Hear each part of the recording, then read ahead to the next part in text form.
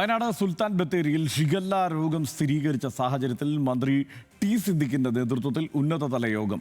മന്ത്രി ടി സിദ്ദിഖിന്റെ സാന്നിധ്യത്തിൽ യോഗം ചേരും. വൈകിട്ട് ആരോഗ്യമന്ത്രി കെ മുരളീധരൻ താലൂക്ക് ഹോസ്പിറ്റൽ സന്ദർശിക്കും. നിലവിൽ 2 വിദ്യാർത്ഥികൾക്കാണ് രോഗം സ്ഥിരീകരിച്ചത്. വിവരങ്ങളുമായി വയനാട്ടിൽ നിന്ന് ലിൻഡോ ചേരുന്നുണ്ട്. ലിൻഡോ, ഈ ഷിഗല്ല സ്ഥിരീകരിച്ച സാഹചര്യത്തിൽ വേണ്ട കരുതൽ നടപടികളിലേക്ക് സർക്കാർ കടന്നിട്ടുണ്ടോ? എന്താണ് വിവരങ്ങൾ?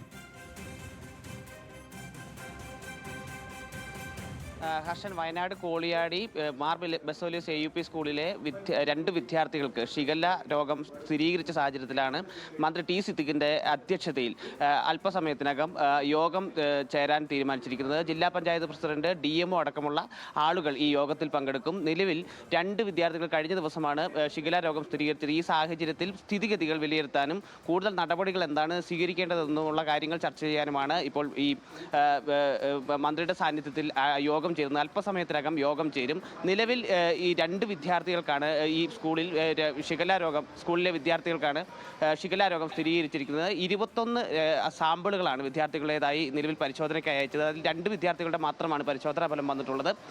19 കുട്ടികളുടേത് കൂടി ഫലം വരേണ്ടതുണ്ട്.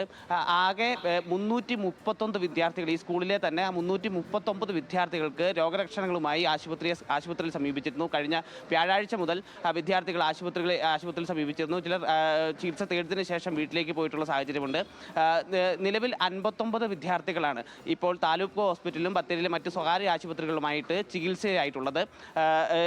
ഈ കൂടുതൽ പരിശോധനാ ഫലം വരുന്നതോടുകൂടിയാണ് കാര്യത്തിൻ്റെ സ്ഥിതിഗതികൾ കൂടുതൽ മനസ്സിലാകുകയുള്ളൂ. എന്നിരുന്നാലും ആരോഗ്യമന്ത്രി ഇന്നലെ പറഞ്ഞത് ഈ രോഗം ബാധിച്ച വിദ്യാർത്ഥികളടക്കം ഉള്ള വിദ്യാർത്ഥികൾക്ക് നിലവിൽ ആശങ്കപ്പെടേണ്ട സാഹചര്യത്തിലേക്കുള്ള ഒരു ആരോഗ്യ പ്രശ്നങ്ങളില്ല.